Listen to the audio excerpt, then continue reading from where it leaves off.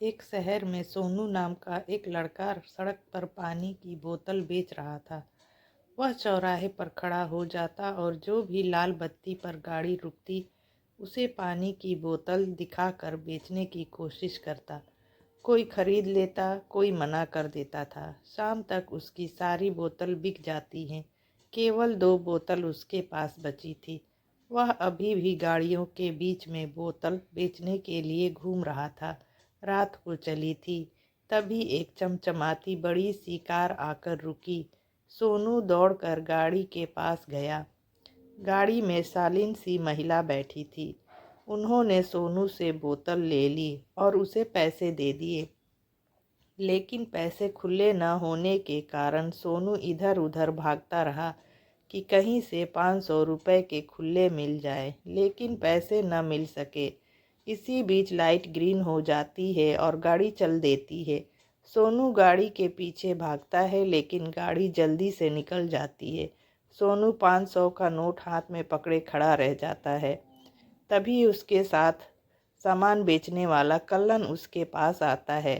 क्यों बे, आज तो लंबा हाथ मारा है। चल पार्टी दे दे, कम से कम एक चाय तो पिला दे। सोनू कहता है, इसमें सिर्फ 20 रुपए मेरे हैं, बाकी के वापस करने थे। कभी ये गाड़ी दोबारा दिखेगी तो वापस कर दूंगा। अबे पागल है क्या, कोई पैसे वापस करता है? और जिन्हें तू वापस करने की सोच रहा है उन्हें तो याद भी नहीं होगा। लेकिन सोनू नहीं मानता।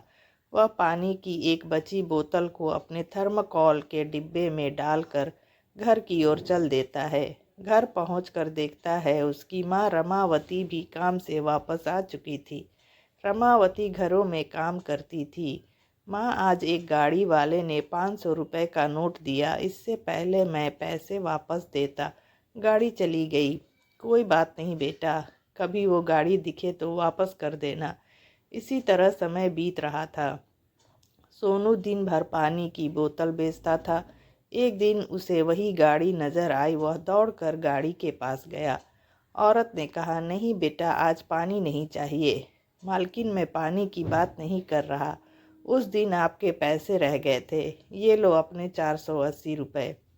कौन से पैसे? उस दिन आपने पानी की बोतल ली थी, मैं खुले पैसे लेने गया, तब तक आपकी गाड़ी चली गई थी। यह कहते हुए सोनू ने जल्दी से जेब से निकाल कर पैसे पकड़ा दिए। ड्राइवर, गाड़ी साइड में लगाओ। बेटा, साइड में चलकर बात करते हैं। गाड़ी से उतरकर उस औरत ने सोनू से पूछा, बेटा तुम चाहते तो ये पैसे रख सकते थे, इन्हें वापस करने की क्या ज़रूरत थी? मालकिन, हम अपनी मेहनत का खाते हैं, इसमें केवल 20 रुपये मेरे थे, वो मैंने ले लिए। चलो अब ये पैसे मैं तुम्हें दे रही हूँ, ये रख लो।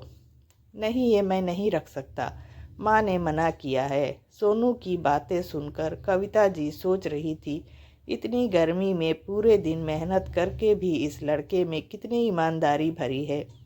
बेटा तुम कहाँ रहते हो? वो सामने सड़क के पीछे कुछ झुग्गियाँ दिखाई दे रही हैं, हम वहीं रहते हैं।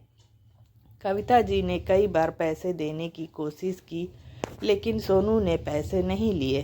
फिर कविता जी अपनी गाड़ी में बैठकर चली गई। सोनू के चेहरे पर एक संतोष का भाव था। उसने सारी बात अपनी माँ को बताई।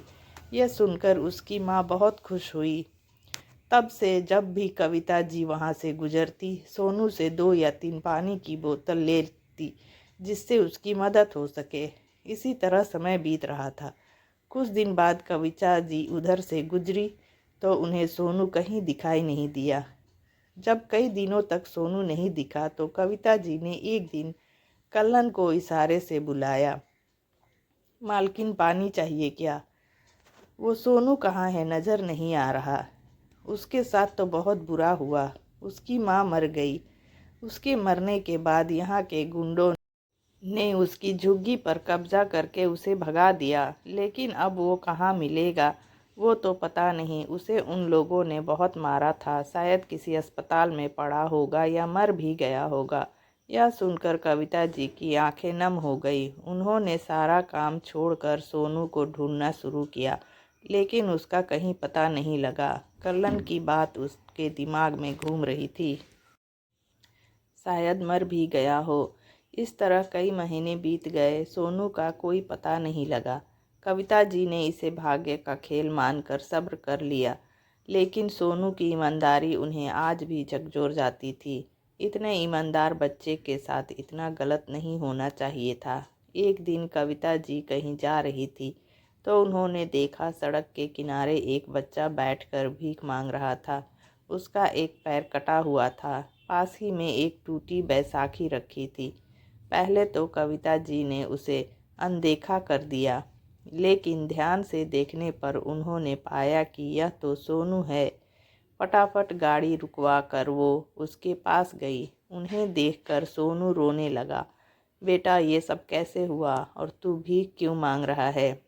मालकिन ईमानदारी सब माँ के साथ चली गई। मेरी झुग्गी पर कब्जा हो गया। उनका विरोध करने की सज़ा पैर देकर चुकानी पड़ी। अब तो मेरे पास कुछ नहीं है, इसलिए भीख मांग रहा हूँ। कविता जी की आंखें भी नम हो गई। कौन कहता है तेरी माँ के साथ ईमानदारी चली गई? तेरी माँ ने जो सिखाया उस ईमानदारी की वजह से तू मेरे पैसे वापस करने आया, तभी मैं तुझे याद रख पाई। वरना यहाँ सैकड़ों बच्चे घूम रहे हैं जिन्हें मैं जानती नहीं। तेरी ईमानदारी के कारण कई महीनों से तुझे ढूंढ रही हूँ। उनकी बातें सुनकर सोनू सिर्फ रो रहा था। हंसता मुस्कुराता बच्चा अब जिंदगी से मायूस और निराश दिख रहा था। कविता जी अपने घर ले आई। उसे न केवल अपने घर में रखा बल्कि उसके लिए एक पैर भी बनवाया। अब सोनू भी और बच्चों की तरह चल सकता था। सोनू को उन्होंने अपना बेटा बना लिया था। अब वह स्कूल जाता था। एक दिन उसी चौराहे पर कविता जी की गाड़ी रुकी।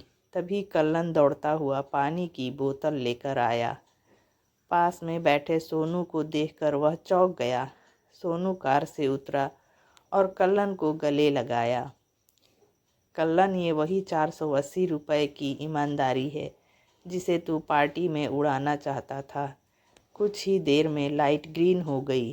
सोनू गाड़ी में बैठकर कविता जी के साथ चला गया। इस तरह ईमानदारी की वजह से आज सोनू की ज़िंदगी सुधर गई।